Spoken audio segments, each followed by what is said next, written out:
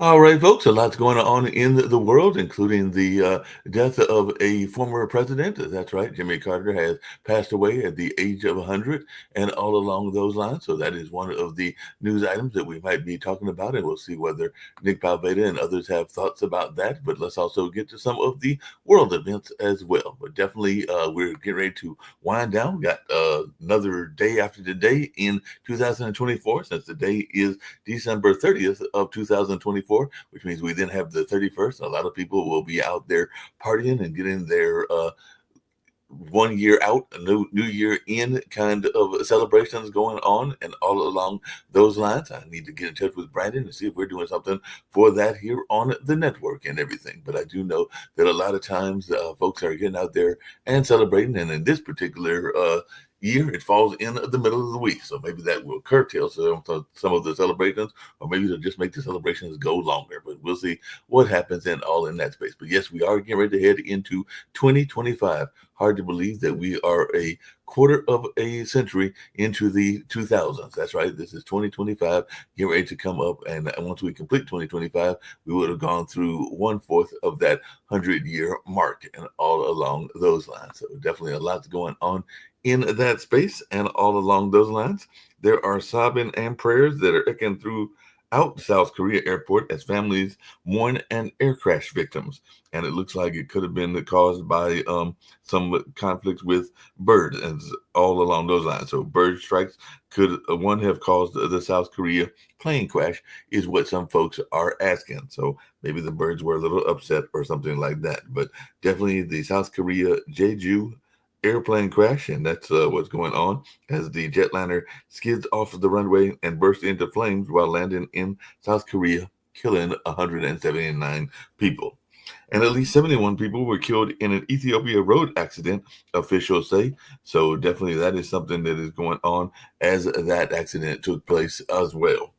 And Lebanon ceasefire. So Lebanon's economy reels from the war, and they say that they are starting from zero. So definitely, there's some folks that are trying to figure out what's going on in Lebanon, as Lebanon is to enter 2025 with security, economic, and political challenges. And 7 tons of cocaine were found buried underneath a farm in Spain, according to a video that was shown. So, drugs were found in boxes of frozen broccoli. So, Spain seized 7 tons of cocaine from underground containers. So, gangs shipped out drugs from Spain to the Manchester inside the boxes of broccoli and everything like that. So, you might want to check your broccoli and all along those lines. And Russia writes off loans to contract soldiers to make up for significant casualties in Ukraine, is what some folks in the UK defense intelligence are saying. So Moscow has found another way to replenish their troops. So definitely looks like they're trying to find new soldiers, and a lot of folks are losing their lives in that particular conflict. And the Azerbaijani president says Russia must acknowledge its guilt over the plane crash that took place recently and everything like that. And South Korean investigators seek to arrest President Yoon over martial law declaration. So authorities in South Korea seek arrest warrant for the impeached President Yoon. So definitely that's something else that we're seeing in the news as well. And after the Eastlink 2 cable damage, Finnish police have discovered 60-mile anchor drag mark on the Baltic. So Finland police say Russia-linked ship held in severed cable probe may have dragged the anchor for 60 miles. So Finnish investigators are looking into the suspected sabotage, and they found a 100-kilometer trail on the Baltic Sea bed.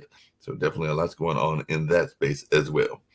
And Israel raids, empties northern Gaza's last functioning major hospital of all patients and detains its director.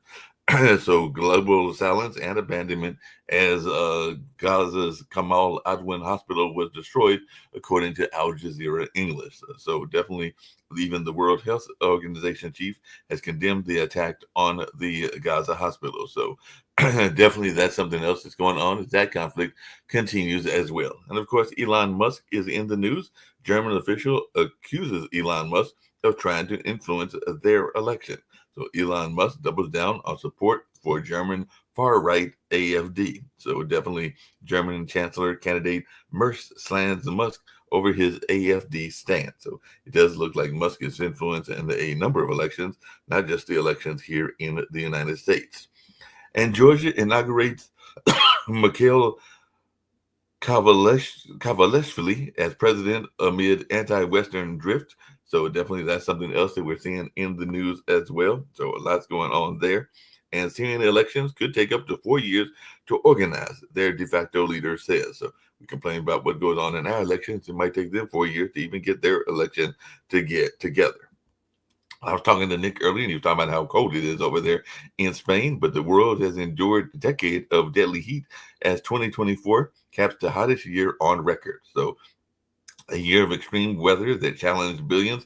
I know that even a couple of days ago, we had actually tornadoes here in North Carolina that touched down. I think there was some that touched down in Texas, and I want to say Mississippi as well. But definitely about 2 or 3 states reported some limited deaths and definitely some unusual weather in that sense. So we'll definitely see what's going on in that space. And 3 migrants died trying to cross the channel in a boat from France to the UK.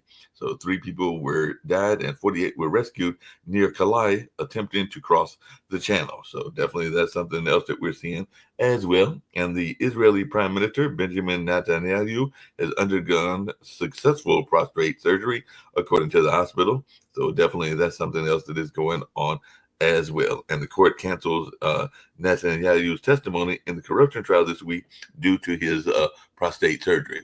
So we'll see when the trial starts back. Maybe it'll start back either later on this week or sometime next week, but we'll see how the recovery goes.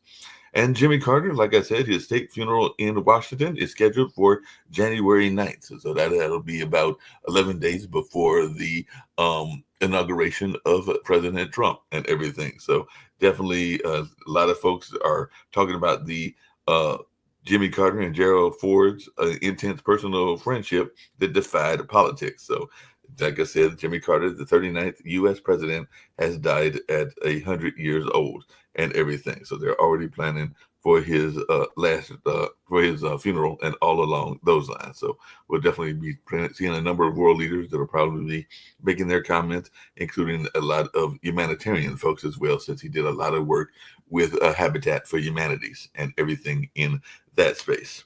So severe storms threatening the U.S. South unleashed tornadoes and killed 4 people. So that was some of that unusual weather that I was talking about and all along those lines, but it definitely threw some folks off and everything like that. And Politico says, Happy New Year. The debt limit is here. Get ready for an all-out war over it. So Trump is on a collision course with conservatives over the debt limit. And I know that might even be a conversation on Economics Monday and all along those lines. And a fatal beating of African-American inmate in New York has drawn probes and outrage. So before allegedly participating in the beating of Robert Brooks, some officers were accused of involvement in prior cases. So definitely one woman who was formerly incarcerated describes a violent culture of New York corrections officers and all along those lines. And the U.S. has announced $5.9 billion in military and budget aid to Ukraine. So definitely that's something else going on as well, as it looks like we're sending some more money to help those folks that are fighting there in Ukraine. And there's a whole visa view that's dealing with the upcoming Trump administration.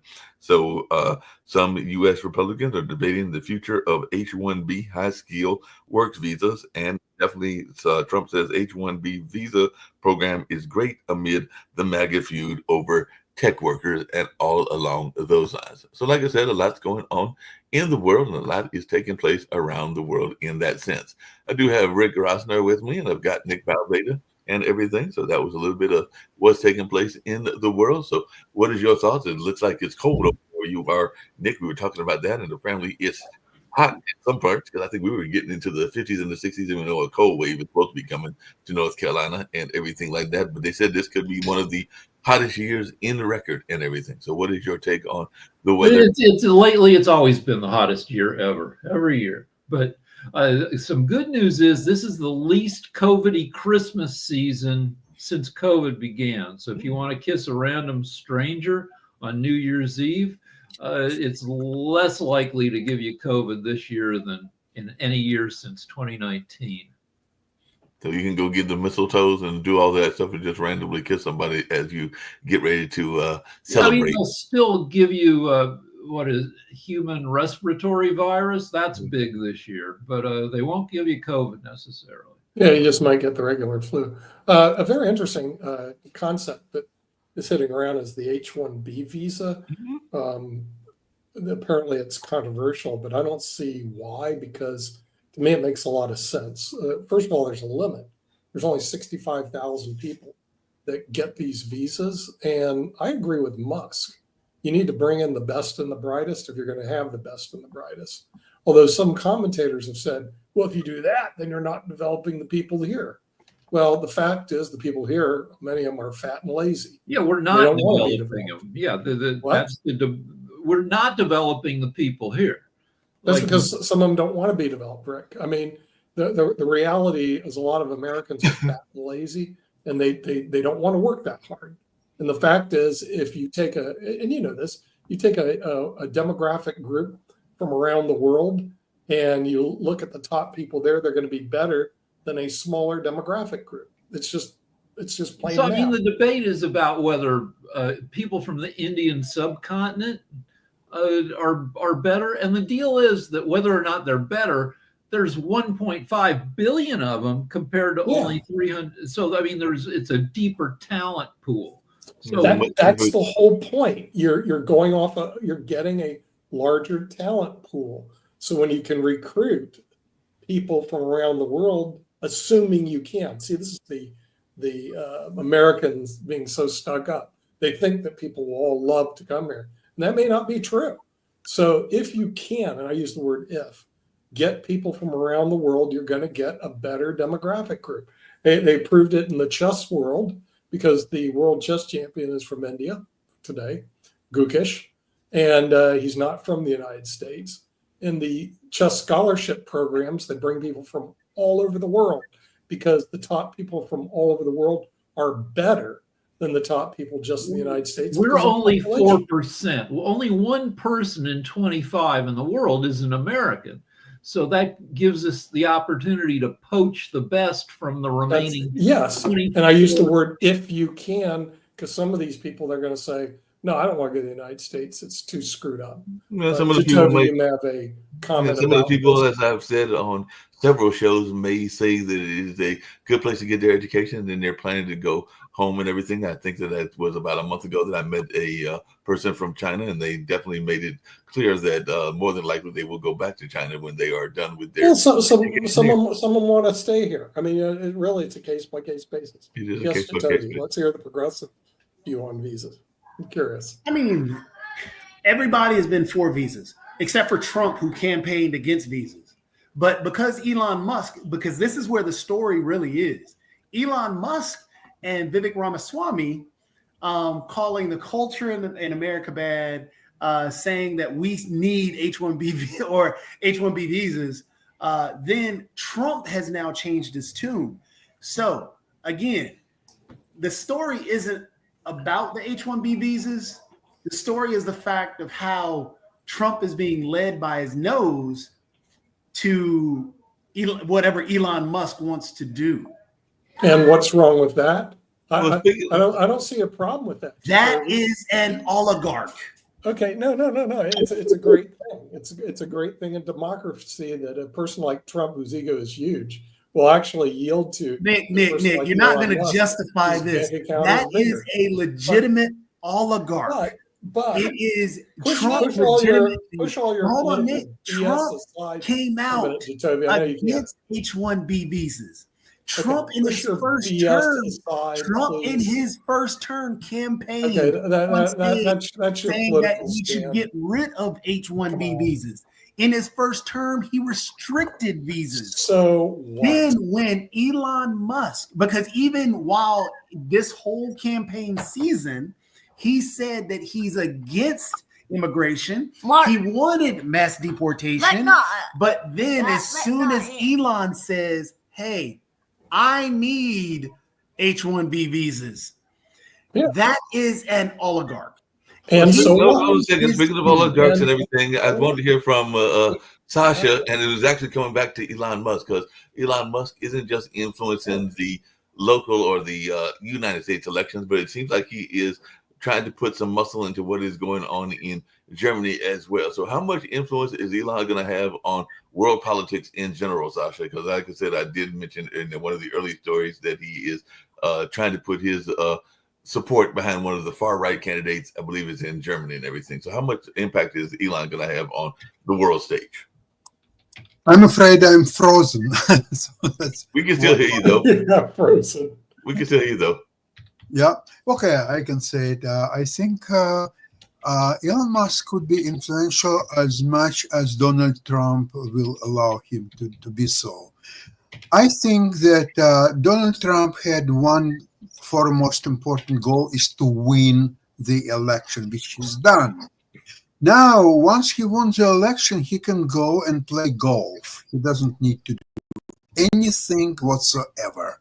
Just play golf, baby. Play golf, baby. That's all what you have to do. So that leaves a vacuum on the top of the American power, which will be filled by people like Elon Musk and other people who are not even eligible to be a president of the United States. By de facto, with the Trump's policies, they will be de facto the presidents.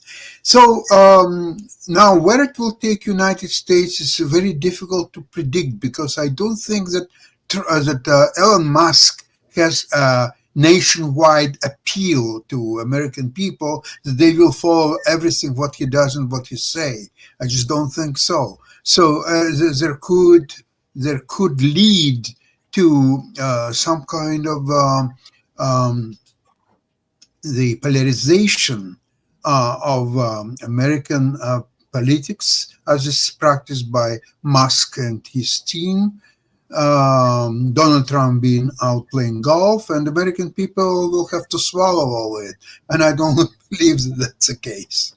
It sounds interesting, everything. So, hey, this is for Utopia and everything, because I watched yesterday, and I'm going to get to a major president very shortly and everything, but I watched yesterday a little bit of Dawn of Justice and everything. So I just want to know from you and Rick, is Elon Musk really just another version of Lex Luthor? Because that's what I thought about when I saw, and I think Mark Zuckerberg might have actually played that role, but is he just another version of Lex Luthor?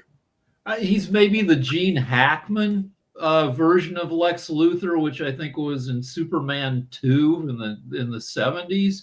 It kind of a whimsical, flighty, Lex Luthor who easily distracted and likes fun toys. I guess, yeah, sure. I think he's more like Iron Man. Posey, Look yeah, at it. sure.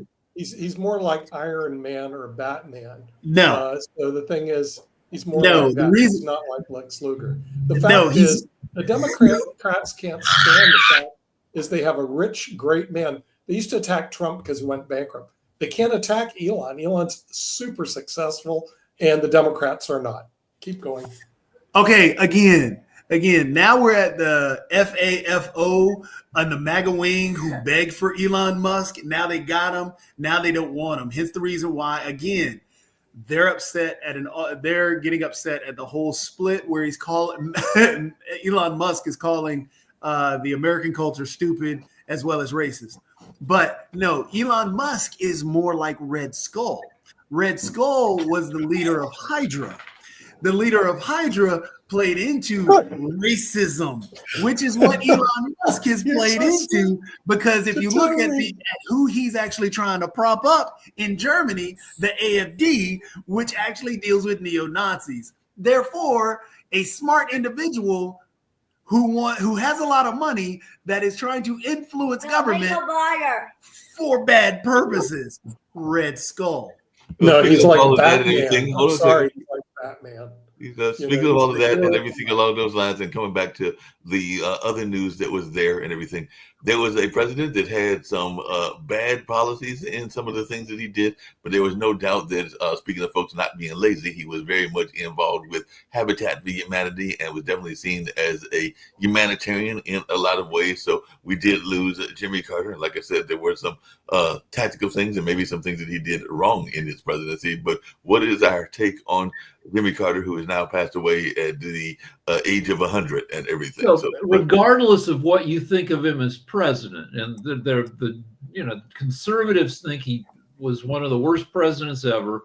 Liberals are like, yeah, he made some mistakes, but regardless of that, he was the greatest ex-president in history. He lived for 44 years after being president. He and his wife helped build 4,000 houses. They eradicated the tropical disease. Hey, Mark, can you hear me? I hear you. Hey, I didn't mean to interrupt. I'm in a meeting. I just wanted to. Sorry, Rick. Did I interrupt? You're okay. Yeah. Go ahead. Yeah. I just wanted to say I fixed my computer, and I wanted to just say that we mourn the passing of President Jimmy Carter. I had the honor of working for him for 2 years in 1990 on WPTF Today, and it's a great loss to the country. He was a remarkable man, a remarkable president. Much of my learning of public service came from him, and I have many memories of him teaching classes at Emory, walking into the Carter Center. He was a man of precision, detail, passion, and as President James Laney said from Emory, he was the only president to use ex-president to use the presidency as stepping stone to greater things. And so it's an emotional day for me that he's gone, but I think a great testament to the American people and really a celebration of one of the finest citizens our nation ever produced, James Earl Carter, the 39th president of the United States. May he rest in peace, and may we only hope and pray that one day a man of his principal integrity will reside in the White House again. But on that note, that's my quick. I'll do a tribute tomorrow when I come on the show. I'm in a meeting right now, but I wanted to come in and make sure my mic. Before you leave, I just wanted your thoughts on, because I mentioned it earlier, apparently there was a deep friendship between him and Gerald Ford. So it does seem like that was one of them cases where people were able to develop an alliance despite being on opposite political spectrum. And let me say this, and I'm going to be back tomorrow to dedicate the hour about President Carter. But let me just say this. This was a time in American politics where the finest of our society would rise to the top. And so you would come on the stage, you would shake hands, you would debate. Then the presidency was over. And that was the first thing he did when he became the president. He thanked Gerald Ford, his predecessor, for healing America.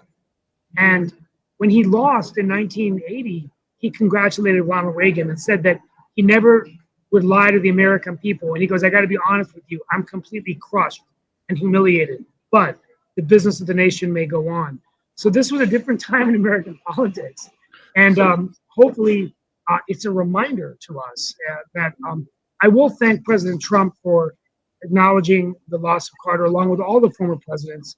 And that was nice to see the 47th president come in. But I'm going to let you guys go. I'll be back tomorrow. Please join so I can give my formal tribute to former president. I got to get back to a meeting, but at least my mic is working and I'm back.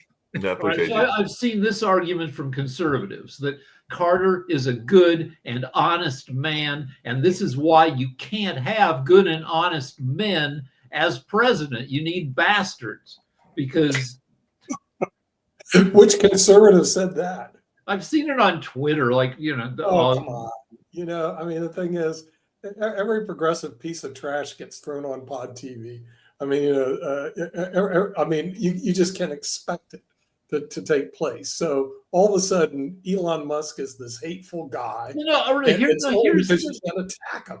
Here's the deal: Trump has a bunch of ideas. Musk has a bunch of ideas. Some of those ideas are okay. Some of those ideas are bad. RFK has a bunch of ideas. And some are good, some are bad. So what we can hope is by letting all these semi-lunatic, loose cannons grind against each other, smush into each other, maybe some of the crap ideas will get knocked out. But that's great, Rick.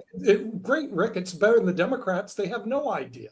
So I'd rather have somebody. No, that we stood don't. up- let's actually had a ton of ideas. let's Some of let's which have level no set idea. this, please. Let's They have level no set this idea. real quick. Now, when Yeah.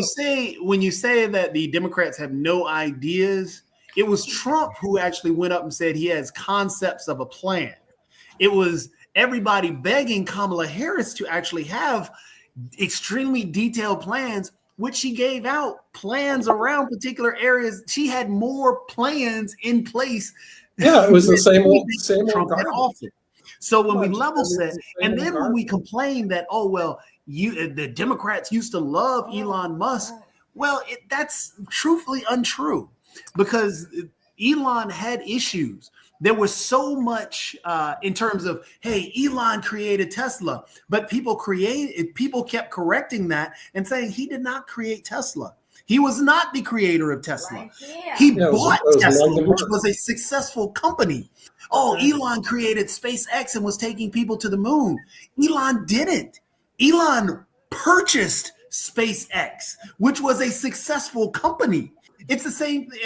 Peter Thiel was actually a smart man when he created PayPal. He did more in that light. But what Elon did and what people actually pointed out was, yes, Elon's a smart person, but he did not create all these things. His greatest creation was a Cybertruck, which has been recalled every single one more times than any other car. Elon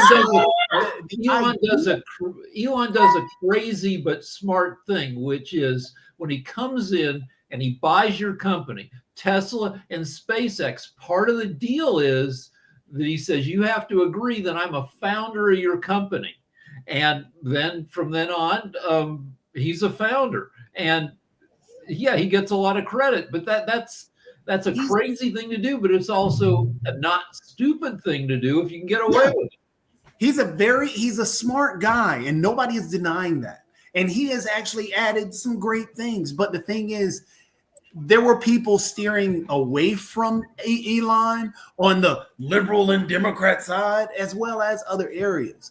But when he jumped on the, hey, we're on the Trump train now, everybody decided that, oh my goodness, it was either he's great or he's bad, but never really looked at him honestly. And when people look at him honestly and understand that the only reason that he bought into the Trump train is because he found out that Trump was so transactional, and he's trying to actually, when he bought Twitter, was to get out of some federal court cases. When he's doing this with Trump, he's trying to get more money for his companies. That's all it is. It's a straight up oligarch. It's truly America's first ever oligarch. And he's legitimately using his power to sway things so he can get out of regulations around SpaceX, get out of self-driving car regulations, which he's up on federal investigation for. So all these things he's trying to push out. It's a smart thing, very smart. If anybody had the money and paid this $230 million to Trump so he can get paid back for it, yeah, anybody would do it. But He's got the crazy idea that humans need to move to Mars, and there's a bunch of reasons why that isn't very workable. One thing is the Earth has a magnetic field because we've got a metal core that rotates, that generates a magnetic field that knocks cosmic rays away from us. So Mars doesn't have that, so Mars gets bombarded with radiation from the sun and the rest of the universe, which means if you're going to live on Mars, you got to live under thick shielding so you don't get cancer. Okay, I listened to your Hold on a argument. second. I want to get from Sasha and the view from Canada. Name one Democrat who's richer and smarter than Elon Musk. Nobody's richer than he is. wait, hold on. Okay, that's all I want you to do. Thank you. Nick, but your argument is poor. Your No argument further is questions. extremely poor to say, oh, because he's rich, I'm done. he is the smart guy. That is I'm done. wrong. Okay, so you The couldn't name guy one. is smart, yes, Mark, but what else he do we have? inherited his. Hold on, Nick. He inherited his Why? money. We answered my question. Inherited his money. So you're saying because he inherited it, he's smart? That is one of the dumbest arguments. I just asked. Name one. I can name Democrat many that are smarter than richer Elon. Musk. I can name many that are smarter than Elon. I would even say that AOC is smarter than Elon. Can we The thing strike is, all his if you're ramblings? basing your intelligence on No just further having questions. money, Strike if you're rambling. basing your intelligence level on just having money, strike that to is a Toby poor rambling. argument. Let's listen to Mark. No, hold on a second. Really quickly, because I wanted to hear a couple of things. One, Sasha has finally rejoined us and everything. So, what is your take? One, and you had answered kind of about Elon Musk, but what is your take on Jimmy Carter? You know some of his policies, even with Russia and everything along those lines, and you definitely have seen his work from Canada and probably when you were in Ukraine as well. So, just wanted your take on this legend that has passed away. I'm frozen again. So anytime you ask me a question, I get frozen, and I don't know how it works. I was never a big fan of Jimmy Carter. First of all, I was already in Canada when he got elected, and I think his main achievement was some kind of peace accord between Israel and Egypt in 1978, if I'm correct. Rather than that, with fiasco in Iran, I think his presidency leaves a lot to be desired. However, he's definitely a great man. Following his presidency, the way he acted with his wife and charity work he's done, and being a statesman, unlike many others, I think that distinguishes him quite a lot as a man, as a former president. And of course, it's sorrow he's passed away, although it was expected almost any time because of his age, his frail condition, and so on. But still, the time unfortunately came for him to yield to younger people, I guess. But we will remember him. Yep. So one of the worst things he did as president was he kept America out of the 1980 Olympics as a boycott because Russia had invaded Afghanistan. And that accomplished basically nothing. And it effed over a bunch of athletes. One of the best things he did was, as an ex-president, he saw people disfigured by this parasite, this worm that I guess swims up your pee hole and then infects you and then comes, like, drills holes in you as it comes out. And he said, this is just due to bad water and we can eradicate it. And he did it. And so he kind of pioneered the idea of, America or Americans going in, finding a tropical, African disease and saying, well, this is fixable, like malaria, which Bill Gates has been involved with. So that's, disease diplomacy is a great thing.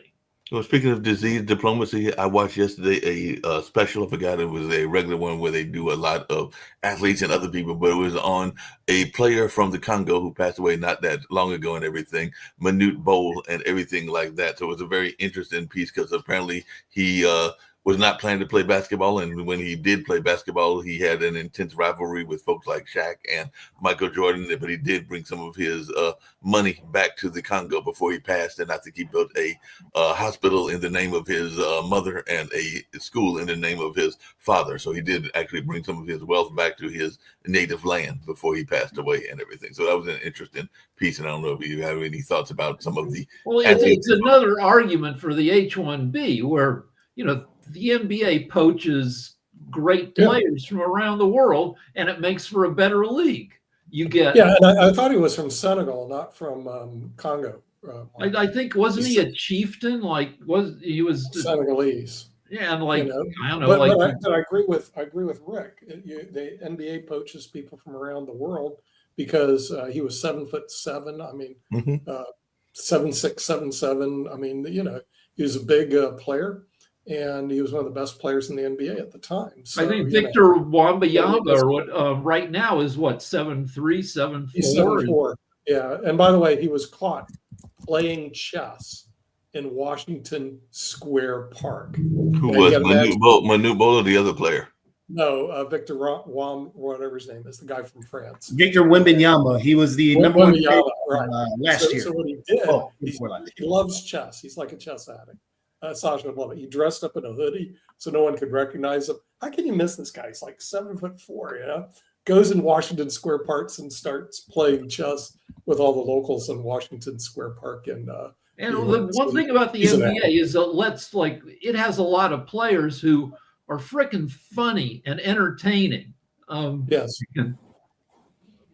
Yeah, he's it was actually if you were watching the guys, he's really, and both of us were wrong. It was actually Sudan, and that's actually where he built the hospital. Yeah, he was Sudanese. Yeah, Medina Bowl is Sudanese. Yeah, and but this goes back to what I agree with the H-1B visas, that you can then recruit people from all over the world, and if you want the United States to be the best in the world, you got to take people who are the best in the world and get them over here. You can't rely on always homegrown talent, because homegrown talent. Are we seeing? The question I've got for everybody is, because it points to both Manute Bol and Jimmy Carter, are we seeing enough people that are using their influence in these humanitarian ways and everything? And if not, why aren't we? Well, there are tons of people using it in humanitarian ways, but we're not marketing how they're using it. For example, Luol Deng he was the one who took his country to the Olympics to play basketball. So he actually paid for all that. So you're not going to get all the actual information, the good stories. You always get the bad stories because the bad stories sell. And Elon Musk gave about $20 million a year to homeless people and people that need food. But you're not going to hear that. But New York Times would never report stuff like that. Well, no, that got reported on. But there are other individuals that do things, but then we take and manipulate them to like, for example, Rick brought up the work that Bill Gates is doing in terms of dealing with malaria and all the other things, or the different diseases. The Gates Foundation is doing these great things. But you know what? We got the talking point that Bill is putting chips in the vaccine, so we're not going to take the vaccine because we don't want the Microsoft chip. Yeah, that got put out there and people ran with it. In terms of you're talking about the H-1B visas as well as immigration within itself, we need immigrants. It's not just the H-1B visas and the top of the cream of the crop. Because, for example, if we just take H-1B visas, that's not who's and I hate to say this, but that's not who's at the hotels. That's not who's at the farm. That's not who's at the sanitation department or in construction and doing all these extra things. We need we need the labor force as well as the mental force. We need individuals all around our economy, and stop trying to say that the individual, for example, what is it? Nigeria, there are individuals that come from Nigeria, the immigrants that come from Nigeria, they may not be on the top of the cream of the crop like the H-1B visas, but they're adding so much to the economy. But we forget this, like the Hispanic individuals coming just right across the border. They're not going to be on those H-1B visas, but they legitimately add a ton to our economy, but we denigrate and attack them so much that we are now putting them in a position where, for example, there was a news story where there was a gentleman, matter of fact, I just read it. I'll have to share it, but it was a gentleman who is a camera worker. He was driving back to the office and was followed by somebody, and the individual pulled up beside him and saying, well, are you American? This is Trump's America, and I'm a Marine, and I want to make sure that you're American, and I'm here to protect our country.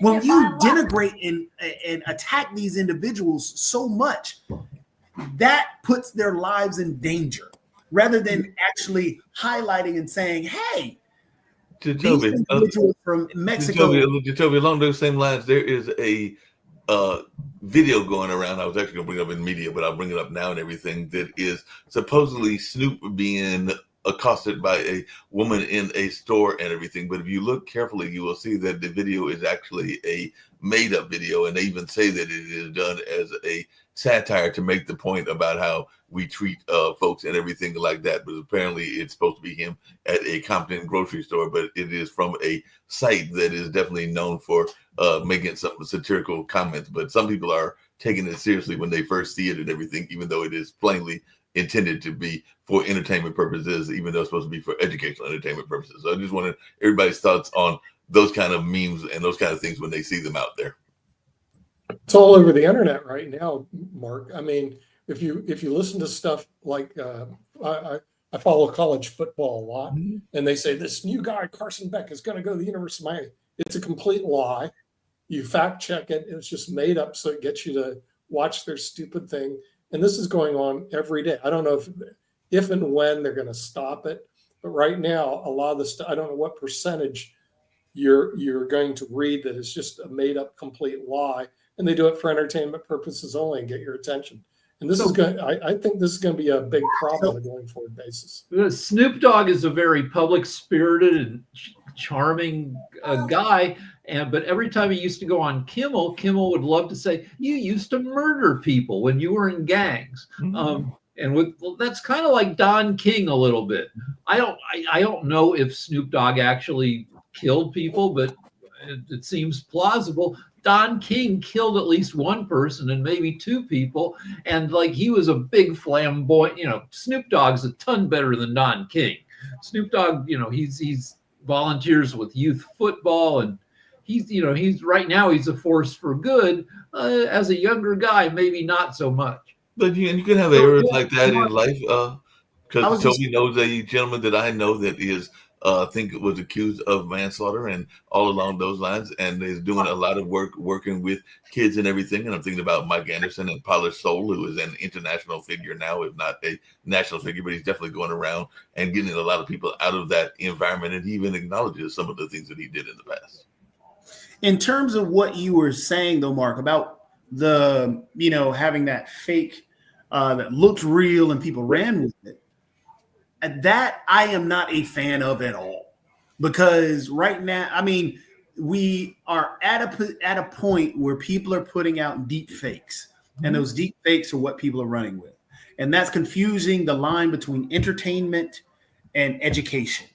And you have the fiction and nonfiction. You can't tell which is it. And that harms people more than anything when you start to create a buzz around something because you're trying to, I'm trying to show off that this could be a problem, but I'm going to make this fake thing to be real.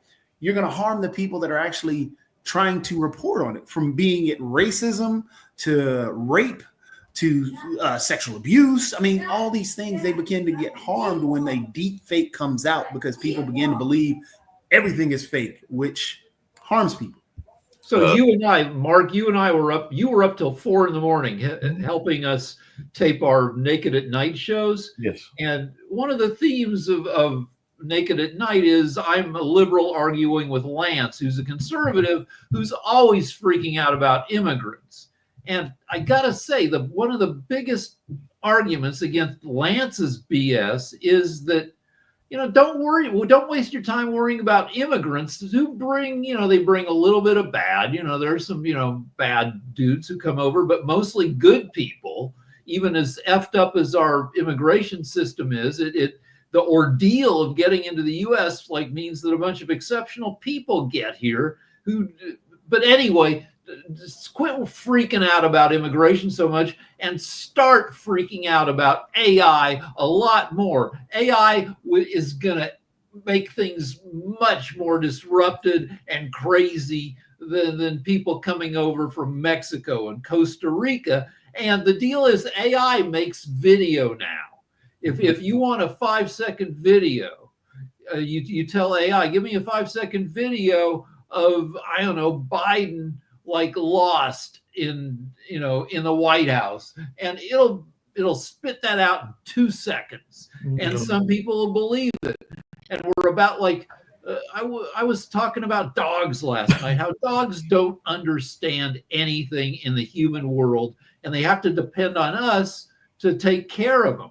And with AI getting smarter and smarter, eventually we're going to be dogs. We won't be able to trust anything that we see on video, news, articles, and we're going to have to rely on AI to tell us what's real and what isn't. And that's a really weird, not great position to be in. I got a question about AI. Before I get to AI, I was actually going to give a shout out to somebody in the malaria space and everything like that. He actually moved back to his country and everything. So sometimes he, I think, listens to us and everything. So definitely, you were talking about Bill Gates, and there was a gentleman here in Durham, North Carolina, that did a lot of work in that space. I think you know him, Jatovi, but Buna India did a lot of work in the space around malaria and making sure that malaria was being attacked in terms of its impact on Senegal, because I believe that's where he's from, is Senegal, if I remember correctly. It's either Senegal or Sierra Leone, but I think it's Senegal, if I remember correctly, and all in that space. But my question for you, Rick, about AI and everything like that is, I mentioned earlier that there was a plane that went down, I think it was recently, and everything, and they are blaming the birds for doing it. Kind of reminds me of that bad movie from back in the day and everything. Shot down by Russia in Azerbaijan. No, this is a different plane. This is a plane that they're saying literally the birds may have done it. It was in South Korea and everything. So I just wondering, would AI have helped from them being able to detect this flock of birds that apparently helped bring the plane down? And like I said, it had some major victims. I think it was is this the plane that caught fire on landing and only 2 people survived out of 180? Yeah, that's the plane. I don't know, maybe. I mean, birds around airports, which are often built on crappy land near wetlands, marshes, swamps, are a problem. The plane Miracle on the Hudson, that plane was brought down by a bird strike. It was taking off. It sucked up a bunch of birds. It killed both of its engines. And so I don't know, they try all sorts of stuff. They try fireworks, setting them off to scare the birds away. I don't know if AI would help if you're coming into an airport and there's a big fly. I don't know. I mean, I've been part of aborted landings coming into Colorado because the air is unstable there because it's a mile high, and they aborted a landing because the wind was pushing the plane around too much. Could AI tell you to abort a landing because of birds? Maybe. I don't know. I mean, that's a sensor thing more so than dealing with AI, because you got to be able to track them and everything else. And it becomes chaotic because, I mean, the flight path of the bird can, go anywhere. AI is a benefit and a threat in aviation, in just identify if you're, dealing with a country that is on a war footing. Air travel is safer than ever. Fewer, fatal mishaps than ever before, except for missiles. Missiles are now the #1 killer of airplane passengers. How safe do you feel when y'all travel around the world? Like I said, that's one of my New Year's resolutions, is hopefully to do a little bit more world travel, because I haven't done enough of that. But the other tragedy that took place in Ethiopia, and there was a major traffic accident. I know there are major traffic accidents all the time in California and everything. So how safe do the two of you feel when you are riding around, and how safe do you feel as a right? So in LA and among the people who among the biggest killers with hit and runs are young idiots in souped up BMWs and other cars who just they do the drift, the Tokyo drift kind of stuff, and they race, they drive like a-holes. The street racing will take out a bunch of jerks. Jerks will take out a bunch of people. So yeah, it's a threat in LA. You have to pay attention. Yeah, it's a threat, I guess, in North Carolina, because we have some drifters that were drifting with their bicycles and motorbikes, and I still see them on occasion. So tell me, how safe do you feel when you're traveling? Did you feel safer going up to Canada? Were they just as bad up there? No, I mean, I felt safe as long as, keep out on the road. And yeah, you can't control what everybody else is doing. So I just focus on the road. I mean, we're about to see a fairly large drop, I think, in when AI becomes effective for driving vehicles. We'll see a drop in car fatalities. We're still, I don't know how many years away from it, because we're a while away from it right now, and that's why Elon's trying to get into it. Well, he's trying to push for deregulating that area, because right now his cars have the highest death rate in terms of self-driving. Well, I didn't realize that and everything. How much the former president is about to be the current president in a few weeks and everything like that and everything. But I mentioned one of the other stories I mentioned is that the South Korean president has been impeached and everything. So is there going to be any sort of talk, or are we going to run across like we did with the last president or the current president? Well, any talk around impeachment? Unless Trump does something absolutely insane, he won't be impeached in the first 2 years, because the Republicans have a majority in the House and the Senate, and you need the opposition party to have a majority for them to vote for impeachment. The Republicans will, and so he's safe for 2 years. Yeah, that makes sense. He's definitely safe, because they're going to do whatever he says, and they know that his crowd will do whatever, will say whatever he wants, whatever comes out of his mouth. But also the country is pretty safe from his craziest ideas, because the split, but Democrats, Republicans in the House is 217 for Republicans, 215 for Democrats, which means all you need is either one lunatic like Marjorie Taylor Greene or Lauren Boebert to defect from the Republicans to stop them from passing non-bipartisan legislation, or you need one Republican with integrity to say, no, that's a dumb idea. So they're going to need bipartisan cooperation to get anything through the House. I mean, I'm hoping you're right on that, Rick. I really am. But because, again, he has such powerful players that have donated money to him. And yes, the Democrat Party had billionaires, but no, they didn't have people dropping $230 million or $200 plus million or $300 plus million themselves, not a whole group of people. No, one individual. Elon put in $200 plus million, and there was actually another individual who put in $300 million. Trump got 6 times as much money from billionaires as Harris did. And so when you have these individuals drop in this amount of money, they're going to want something back. Hence the reason why Elon is at Barron's birthday, Barron's Christmas, Barron's whatever, and hanging out with the family as if he's the next brother that Donald Trump didn't have. And he's telling them what to do. And that's the same thing that's why Doge, I think it is a bad thing, because of the fact that you have none of these, and it's a department in the government now that they say, oh, well, it's only advisory. No, come on. They're not going to make anything they say is going to go. That's where his billionaire buddies are going to hang out.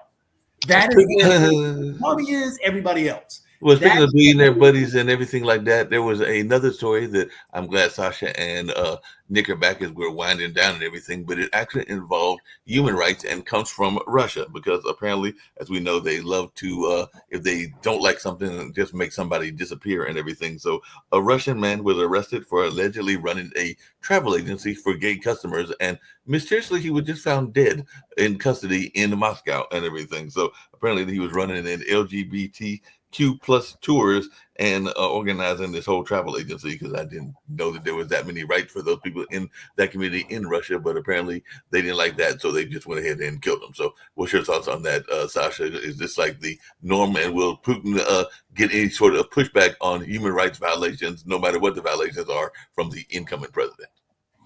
I think there could be much worse violation of any rules and regulations, and this is wearing jeans during the chess tournament, which is punished heavily by International Chess Federation, FIDE so-called, and and you know who was punished? The the probably the best player on chess ever, Magnus Carlsen, world champion for more than 10 years, and speed champion and rapid blitz champion, and just name it, all titles that ever exist. So he was punished by wearing jeans during the 9th round of this tournament in New York. Now, I looked at the picture. Actually, if nobody would tell me that these are jeans, to me it was actually quite upscale outfit that he was wearing. However, it could be also viewed by some people as jeans. But even so, I can't believe that this is punishable offense. First of all, he was punished by a fine of $200, and probably it's way much more than his jeans would cost. And also, he was not paired for the next round. Essentially, he was taken out of the tournament. And then he was refusing to play upcoming Blitz tournament, which starts today in a couple of hours. However, yesterday there was a news that Carlsen reconsidered, and he's not gonna let the right of his to defend his World Blitz champion title so easily. So he decided that yes, he's going to play. Well, they reversed the decision, so he's going to be able to play with the jeans, which I find quite interesting. Now, is this a jean jacket, Jatovia? Is this actually? He needs to show up just like this, Nick. If I'm Magnus, this is where I'm coming in. I'm bringing in my own chess pieces with jeans on and everything. No, you don't. If you wear jeans to a FIDE tournament, you get kicked out like he got kicked out. Except you're not the world champion or the top player in the world, which he is. So now they have changed their policy and they're going to let him play with the jeans. That's what I'm saying. I'm showing. If I'm Magnus, I am showing that I got power. He's going to show up with jeans. I mean, can you imagine? You can't imagine a worse thing to do than to wear jeans to a chess tournament. There's nothing worse than that. So, what can I tell you? Yeah, it's a big story in the chess world. The rest of the world, they just don't really care about it. But I do care about our next. Well, speaking of big stories in the chess world, I know we got economics coming up. There was a big story in the world of sports that involved two of our teams from North Carolina, because apparently you can't play sports and have an intense rivalry without having a brawl. So there was it was a military bowl, so it made sense that there would be a brawl. But East Carolina and State win at each other. So, Jatovia, any thoughts around this? Because apparently there was this major fight and everything that took place after East Carolina defeated State and everything like that, but they had a whole brawl, and I think it involved both players and fans. It wasn't a big one for me. That was just I mean, that was in Miami. They fought each other, so I don't really care. That's a side bowl. I mean, look at all the stuff that's going on. There was who was it in the NBA? There was a fight. I mean, it wasn't anything. No, but the good stuff. The funny thing was that Aaron Rodgers, the man who built the Jets, wanted to play GM. He looks like trash out there. I hate to say it that way, but he looked horrible.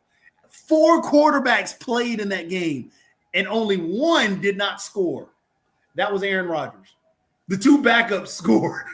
The 2 backups scored and everything. And apparently time management is a big issue, because there have been a couple of games, including a team, the Chicago Bears, which is my brother's team, that doesn't know how to do time management, because they've definitely been letting the clock run almost to the end when you think they would know that they've got timeouts and things to use in that space.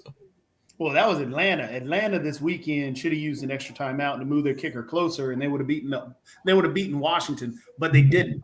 They kicked a long field goal. He came up short, and then Washington ended up scoring a touchdown in overtime. This prompts the question: why aren't more teams adding AI to their coaching staff to tell you like whether to go for it on 4th and 2? They do. They actually, that is what analytics is.